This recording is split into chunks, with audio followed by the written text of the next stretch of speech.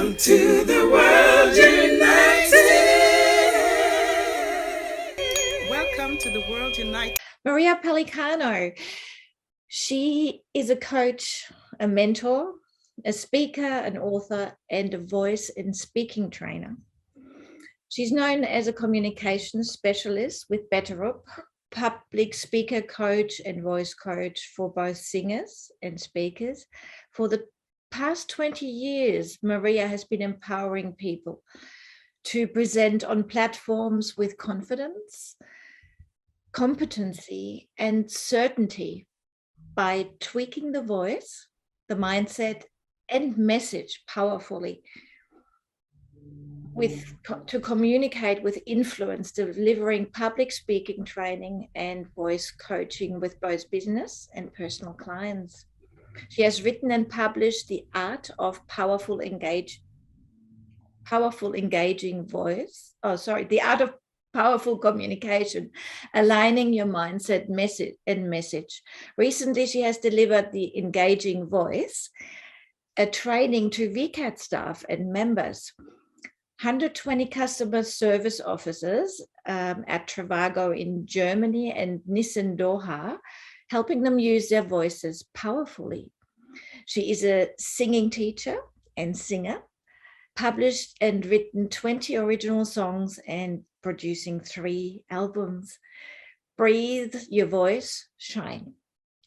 Regarding her credentials, she's a professional certified coach with ICF and is currently working towards MCC accreditation and completing a diploma in holistic counseling. She is developing creative workshops for helping speakers and singers communicate with meaningful verbal and non-verbal expression through meditation, poetry, music, chanting, and speaking or singing with stage presence. I look forward, Maria, to your presentation, The Engaging Voice. The virtual stage is all yours. Thank you, Gabby, and thank you to everybody listening today. It's very exciting for me to be able to have the opportunity to share this topic that I feel I've been living in for over 25 years, I'd say, developing these ideas, and they continue to develop. So I'm going to share a screen and take you through hopefully a workshop where I can get you to participate. So I might get you, Gabby and Danny, to interact with me today. And I'm not sure if Raul's there, but we could do some of these exercises together and improve our speaking voice, and perhaps even just do some warm-ups, right? We'll just see how we go. We'll certainly join in the background, but I don't want to take away from your presentation because you're on full screen. So you will see us participating, but in the background, if that's okay. Yeah, that's fine. That's fine. Okay, so here we go. I'm just going to share my screen.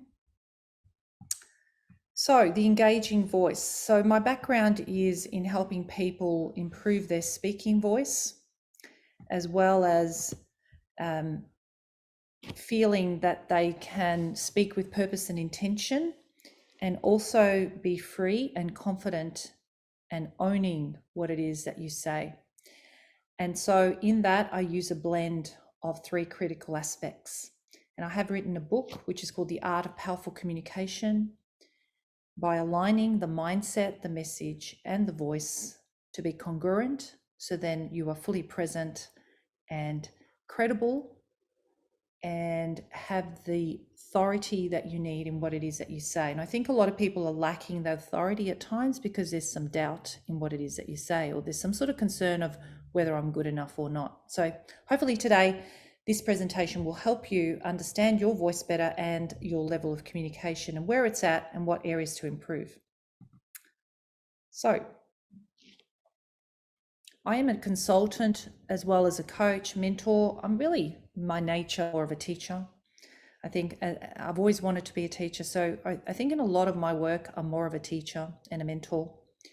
However, I am currently coaching and learning to listen even better. You know, the coaching is all about listening. And I think that's a great thing for me, that voice is about listening. We often want to speak too soon and we're not listening actively or empathetically. So it's something that I'm currently focusing on more and more, and as I'm going for my MCC. So I just wanted to point that out because even in my work, I'm constantly learning. So here is the model that I believe is very important. Communication is mostly non-verbal and some verbal. Mostly non-verbal, meaning 93% of our communication is something people sense and read between the lines of our words.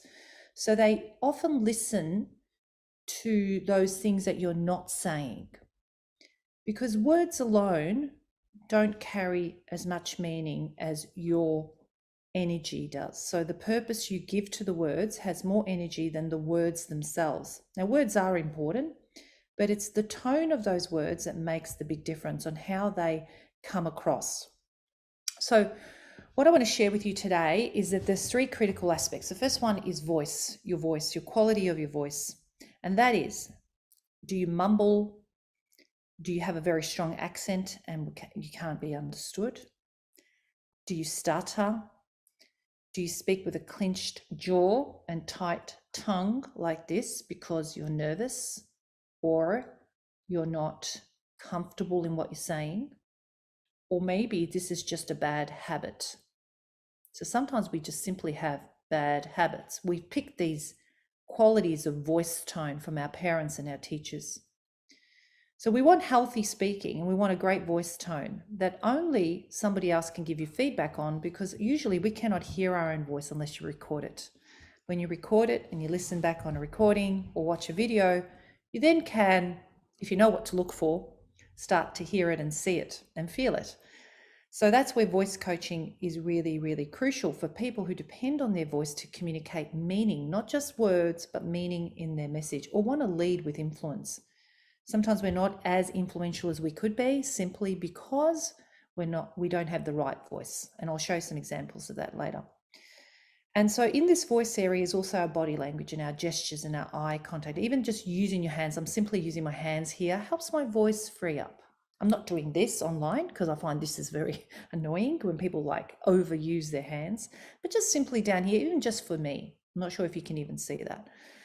I'm using my body to communicate through my voice, and I'm using my face. Hopefully you see the gesturing my face. I know my box is very small, but I'm using my eyes and my facial expression to communicate meaning in my words. This is really important. And if you're not expressive enough or you're embarrassed, maybe you've never had any training in acting or weren't allowed to be expressive, you have to, or your personality that is not in the body. There are three areas of being. Your personality can either be in the heart area or in the body area or in the thinking. Depending on your personality, also this can change whether you'll use your body or not enough in communication. So I suggest using your body and feeling the words through your body helps your voice become more alive. The next thing is mindset. Now, mindset is your persona. Like, what are you thinking? What's your personality like? What's your values? What are you valuing? You can't value something and say another thing because it will not work together. The energy is a mismatch. We want to have a mindset that is flexible. The person with the greatest flexibility actually rules the game. That's one of the neuro-linguistic programming presuppositions, that we want to be flexible and be able to shift our mindset to be able to carry our message and be adaptable to other people and seeing where they're coming from. What's their style? What's my style? Is it working together? All of that affects our communication. It's non-verbal. So if you're a technical person and you're dealing with somebody in sales, you'll find that somebody in sales wants to have a little bit of fun, wants to connect and is more relational, and the technical person is more action-driven and more to the point. I have a lot of people I work with and clients who say to me, I just like to get to the point. I don't want to just chat. And then I say to them, well, it's all about emotional intelligence. And emotional intelligence is all about valuing other people. When we value others and we feel valued, then we will be more productive. Did you know that? And so matching the person, and that's in the message. So in the message is, who is my client? What's their style like? What are their needs? And who do I need to be to match these people? What is my platform here? What do I need to do? Are we online? Are we in person? Am I on the phone? What's the tone of this other person? How can I match and mirror them? And all of this is creating verbal and non-verbal information that helps us communicate more powerfully. And this has been my experience.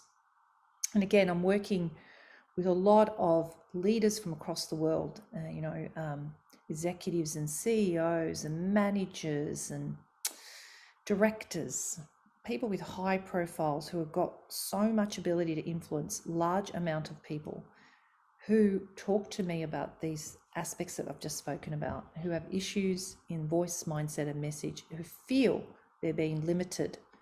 And they ask me, what can I do about it? And I've created over 120 little snip conversations that I've gathered on YouTube, on my channel. And each of these little chats, 2-3 minute chats, are just me speaking on a particular topic that has come up in my sessions, and I've made them into little files that you can listen to, and they're free, and you could see by the topic what it is that I'm discussing, from messaging to mindset to voice. So check it out, it's on YouTube, and you can listen to the amazing amount of topics that come up. All right, the human voice. Henry Wadsworth Longfellow said that the human voice is the organ of the soul. So when the voice speaks, the soul is vibrating. And so I'd like you to reflect on that and say to yourself, what's really going on here inside of my body before I voice? Do I really mean what I say? And if I don't, why don't we do some reflection? Why don't we prepare ourselves and do some mindfulness over what's really going on for me? Because when your heart and your body's aligned with what you do, then your communication is going to be more powerful because it's more present. And what do I mean by presence? Is that you mean what you say and you say what you mean. I don't know if you've ever had that experience, but it's very important that we are truly congruent, aligned, and honestly speaking. And that includes being able to say an honest no at times. And there is a way of using your voice to say no. And a lot of people struggle to say no with their voice. But an honest no is important, because if you start to say yes when you mean to say no, that's the beginning of confusing communication. And we end up creating a lot of confusion out there simply because we're not speaking clearly. We don't have the courage at times to even simply say no to somebody. We tend to say yes more often. And I would suggest a no is a good way to measure yourself. When you really want to say no, just a quick tip here is to first acknowledge the other person. You could simply say something like, hey Maria, I know that you want me to come with you today and, to do that long walk, and it's important for you to have company, and you've got a need for some companionship. And I have a need to have a good sleep tonight, and I don't want to stay out late because tomorrow morning I've got to get up really early. So no, I can't come out with you today. So that's a simple way of saying no, is by acknowledging the other person first, and then acknowledging yourself, and then saying no. That's just a little quick tip on how to communicate with the organ of your soul by being honest. All right, now on the phone, just simply on the phone, we can tell if you're confident, in control, all of these words, I'm not going to read them out, intelligent, if you've got leadership, simply by the perception of your voice tone. It takes 7 seconds for somebody, research says 7 seconds, for somebody to listen to you speak and decide whether you are credible or not, simply by the sound of your voice, the tone of your voice. And that is coming from your soul and a habit. So the interesting thing is that tone, it doesn't matter where you are in the world and what language you speak, we're going to be able to tell if you're happy or sad, if you're angry or peaceful, if you're in a rush, if you're anxious, or whether you are in control and secure. There's a word used a lot today which is called executive presence. And people say, what does executive presence mean? And I think it's a presence that shows strong leadership, is safe even when you don't know the answers. Even when you're about to say no, you feel safe and you feel in control.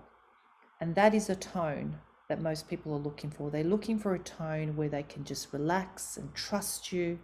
And even if you're going to say no about something, they know that you are honest and you've got nothing to hide and you're strong. So tone is the meaning of your words. My mother used to say to me when I was younger, don't use that tone of voice with me. What do you mean by that? That's rude. Don't speak like that. And I used to say, what does that mean? What does that mean? And now I have a teenage daughter and she speaks rudely to me sometimes. And I say, is that the way you speak to me? I mean, after everything I do for you? And she goes, I didn't say that. I didn't mean that. You see, nobody can hear the tone of their voice except the person that it's dished out to. So it's important to realize that the way you make people feel is the end of the result. Communication is the result you get. So the quality of your communication is always the result you get. So you need to pay attention to that, listen to some recordings and ask feedback. How am I going? By the way, Danny, how are we going at the moment? Are you enjoying this? Yes, definitely. Thank you, Maria. It's very important that we learn, again, like communication. I think that's why I'm here. It's something that is very important, especially in my work, how to listen to people and also at the same time hold space and say the right thing, but you need to be also listening to them, so be able to give the right answer. And there's a lot of going on here as well inside of our communication. Great. So do you think I'm getting my message clear at the moment? I'm just checking in. Yes, it's awesome. Thank you. You certainly are, Maria. Great. Okay, I'll carry on then. Thank you very much for your feedback. All right. So did you know that doctors are getting sued for using the wrong voice tone? Okay. In America, this is not so much in Australia. I'm from Australia. And there was a research done in 2002 that there was a direct link with the tone of the doctor's voice and who was being sued. And what they found out is there was two things people were looking for. They were looking for leadership and strength, and they were also looking for calmness, right? But those doctors that weren't able to show leadership when they were giving a diagnosis to their patients, weren't able to hold the space and reassure the patient, and those who were anxious and scared to speak and to communicate were being sued because they were making the patient feel uncomfortable. So the tone of your voice can create the meaning for somebody.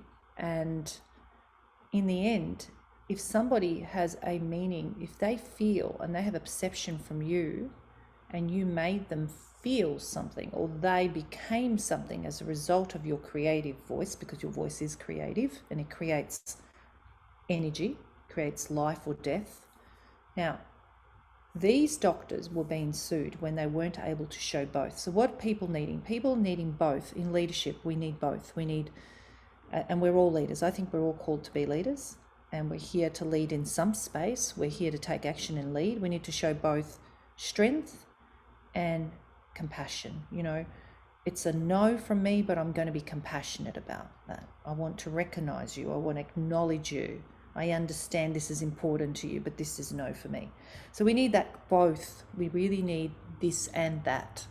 And usually people are either very strong down the line and not showing enough emotional or aren't relational enough, or they're all relational and they can't say no and they're afraid to speak out. So we don't want that. We want a bit of both. We want to be able to speak with leadership, and we want to show calmness. All right, so here we go, the engaging voice. What I found is the mindset is the driver, okay? So what we think is what we end up having. So thinking, thoughts, there is a plane flying over, but thoughts create emotions, emotions create feelings, feelings create behaviors. So mindset, the way you think, is crucial to how you show up in this world. So one of the things we can do there is work on reflection and mindfulness or meditation, learning to get out of self-judgment. The work of Byron Katie is great for that.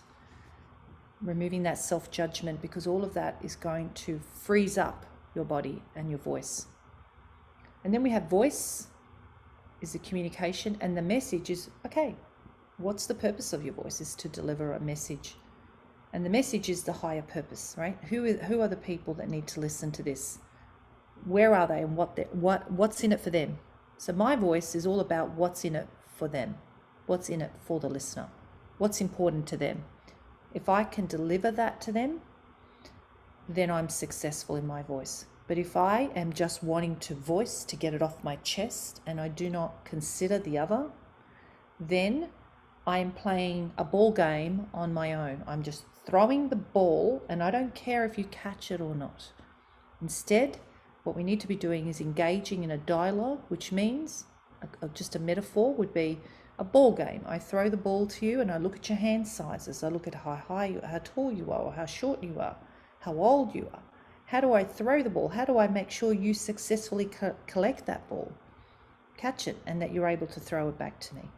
So it's a ball game. So I'm waiting, I'm throwing, I'm making sure that you successfully catch it. So what I mean by this is when we're speaking, we have to make sure our audience is ready to hear it. Because otherwise, we're doing this alone and we're becoming, it's a monologue. We just want to get it off our chest. I don't think that really works. In fact, it doesn't work at all because there's nobody else in the picture. So it's really important that we're flexible enough to be able to deliver our message appropriately. That is, choose the right words and the right style, and overall understand who our listeners are and what their needs are. We can only do that is when we have a secure mindset, a mature mindset that is flexible. So the meaning of the communication is the response you get, and I've said that before. Feedback is really important. We need to get feedback because you could be talking, speaking, and speaking alone, and nobody's listening. So, and sometimes that does happen, and it's okay. We don't want to be feeling bad about it, but just notice it and get some feedback and make adjustments. So one of the ways to do that is by asking people for feedback, people you choose that you can trust. Obviously not just your friends, because some of them might just say you're great when they're really not telling you the truth because they're afraid. A lot of people are afraid to speak the truth because they don't know how to do it. So asking for feedback is really, really important. Recording yourself on audio, recording yourself on video, watching it back, and generally being open. Being open, we all have lots to learn, okay? We all have. Right, so there are 5 components to voice. There's breath, very important to breathe well. Vocal cords or folds, I really should be calling them folds. Vocal folds, there's 2 of them, and it's in your larynx here, which is where it's the size of a walnut, and there are 2 muscles that are just flapping like that, and they stretch. When I go high, they stretch, and when I go deep, they shorten and thicken. So that's important. So we need to warm up our vocal folds, cords, old-fashioned way of saying cords. Vowels, how we pronounce sounds and articulate words, and how we use our jaw.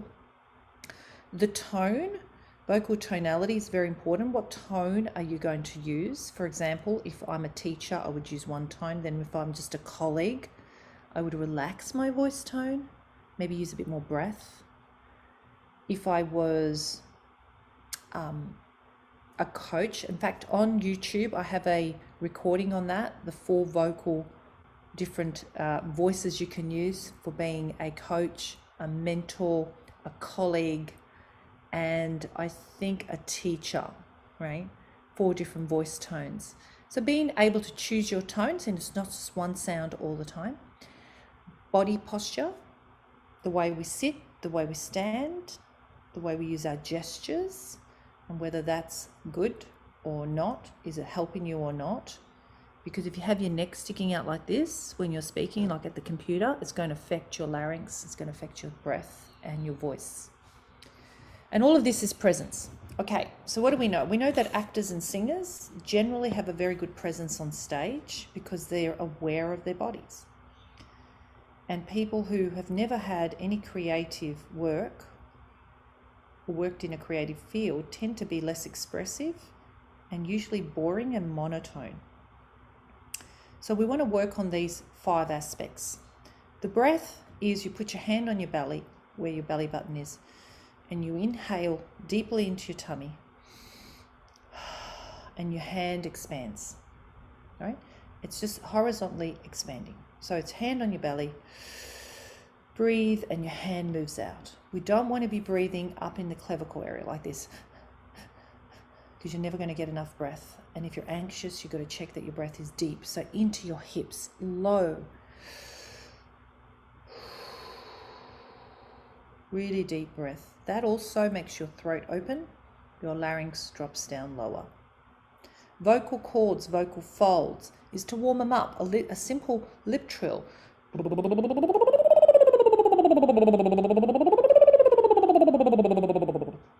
Now, if you want to access some of these exercises, there are free exercises online that I've provided, and it's in my link tree. So all you do is link tree Maria Pellicano, which I put in the chat box, or you can just go to mariapellicano.com. There are 6 free exercises you can download, or you can go to my YouTube channel, Maria Pellicano, and access the exercises on there too. So I really encourage you to do some vocal exercises, and there are some packages that I've created called, how to have a credible voice, and it's on my YouTube channel and it's on my link tree, and you can download this app. Well, it's not an app actually, but it's a program that's got lots of exercises. But these lip trills, and there's another one with a straw and a glass of water. There's an article I've written called on LinkedIn, Speaking from the Heart, and there's 4 great voice exercises to make sure we're speaking in a way that's engaging. And that article has all these exercises in it, actually. It has the warm-ups, straw and the water, and has the breath exercise, and it also has the understanding of how to modulate your voice with tonality. Like, how do we go up and how do we go down, okay? Now, vowels are important articulation, that we actually pronounce the syllables in the words. So if I said the word impossibility, it's impossibility. There are 6 syllables, and each one of those syllables have got consonants and vowels. Vowels are important to carry the sound. So it's really important that we're articulating by using the tongue and the jaw and an open sense, feeling open in the mouth, like there's an orange at the back of the throat. There's space. My tongue is soft behind my bottom teeth, and I'm articulating every syllable in the word slowly. Don't speak fast, because there's no need to speak fast. If you speak too fast, and particularly if you've got an accent, we just won't understand. So it's important that we're going to speak clearly so people understand us, and also in the speech also shows authority, experience, and credibility. Voice tone, again, choose the voice tone. Posture, sitting up straight is really important. If you've got your neck sticking out, like I said before, it's not going to work. I'm going to move ahead because we're going to run out of time here. I'm just keeping an eye on how much time we have today. Right, Margaret Thatcher, she's a prime example. When she came into leadership back in the 60s, women weren't in leadership a lot. She had to change the sound of her voice to be credible, to be a greater leader. And here is a before and after of Margaret Thatcher. She hired an acting coach.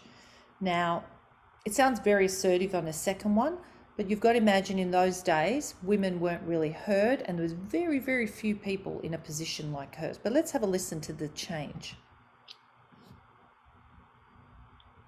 I've been so busy that I haven't had really much time to think about it. After all, I know I'm still only me, and so do my family. But I'm very much aware of the responsibilities, and a little bit apprehensive. Who wouldn't be when you think of the names that I follow? Let me answer that very deeply, because I feel very strongly about it.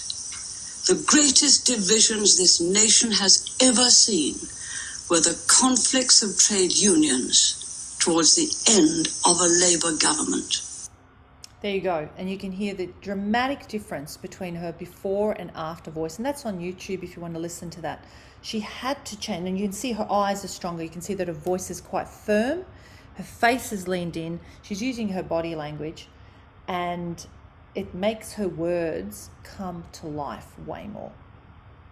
Okay, so what do I mean by this is sometimes we do need to change our voice to match up to our responsibility.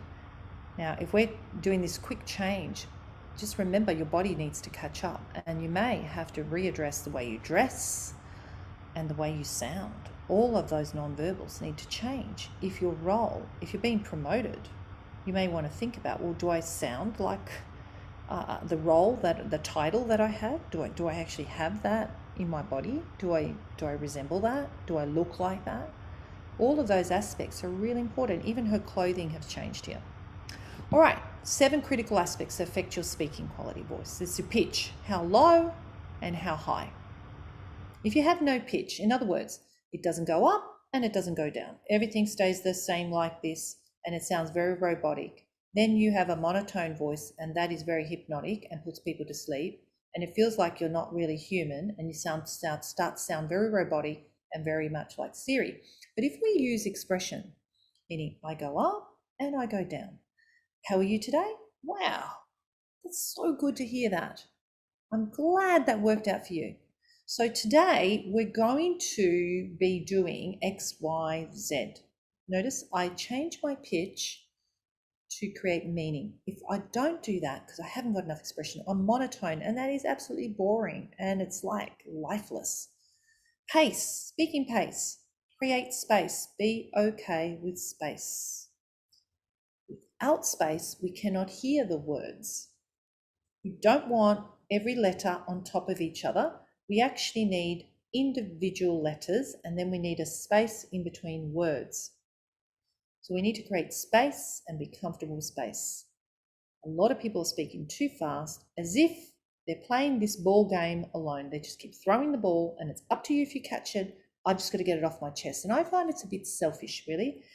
I think when we speak too fast, you really don't have anybody else in the picture. In the back of your mindset, you know what? All that's really important is what you say and getting it off your chest. You're not even interested if other people are listening. I'm not saying you're doing it intentionally, but the non-verbal meaning it can create for others is that you are very much all about yourself. And I've got to really work hard to keep up with you. So I don't think that's very polite, and I don't think it's very effective. You can also be too slow, by the way. The other thing is pauses. You need to pause. Hope I'm pausing today. It's actually very challenging to speak online when you're not in a room with people. I must say, it's very, very challenging. And I've got to stay really focused on my topic. And I'm speaking, and I'm having to remind myself that there will be people listening to this, and there are people listening to this who I can't always see. It is quite challenging, but it's possible. But no doubt, you really need to really be mindful that you stay motivated as a speaker, as if you were in a room. You do work harder online. I do believe that at a lot of levels, we work a lot harder being online, because you've got to imagine the people that are there, and you can do that. You can imagine the audience. I would suggest you treat it just the same, working virtually online or being on a platform in real time. Just always remember it's about the listener, and even if you have to create that in your imagination. So pausing confirms and creates comfort and credibility. So in other words, it says to others, I am okay. I am happy with what I just said. Let's just leave it at that. What do you think? And here we're waiting for the other person to throw the ball back. Tone is often a habit. People sound a particular way because they never have addressed it. And nobody's ever given them feedback because they've never asked for it, or they've never been in a position where they've wanted to look for it or have people around them to even acknowledge it. So your tone of voice is going to create meaning to others on how they relate to you. Volume, soft and loud, projection. The straw exercise that I wanted to show you, where you blow in a glass of water with a straw, which is in the article called Speaking from the Heart on LinkedIn. is a straw exercise, and it's also on my YouTube. And that helps your voice project, become strong without being forceful. We don't want to be forcing our voice. We want to be able to just let it come out effortlessly. And the breathiness and the soft, we saw that with Margaret Thatcher. Intonation. So we want to be able to go up and we want to go down. I've got an exercise for that in a minute. And your accent, making sure that you're articulating your words, you're understandable and clear, and you've got clarity. Record yourself. If you've got a very strong accent, you can listen to audiobooks and have an actual book in your hand, read it out loud, and also check how you sound when you do that, because you can listen to the audiobook and then try to sound the same. This is just one way to help your accent by, in a way, using something audio to copy and then copying the sound from that and recording and listening back and speaking slower. All right, next one. These are some exercises I showed you before. How are we doing with time? We've still got 10 minutes, 5 minutes. Okay, great. Lip trills, tongue trills, all these are warm-ups. You know, moving your jaw, wee, woo, why. All of these exercises are on my YouTube channel under Maria Pellicano. You can go to the title that says voice exercises, particularly for those that have got accents or those that have got a monotone. You want to make sure you keep that jaw relaxed. And this is great when we actually do it together. So these are some exercises to make sure your jaw stays relaxed and your tongue is soft. Say, see, so, sue. Also, this is to help your monotone. You can say, what is the time? I'm going up the stairs and down the stairs.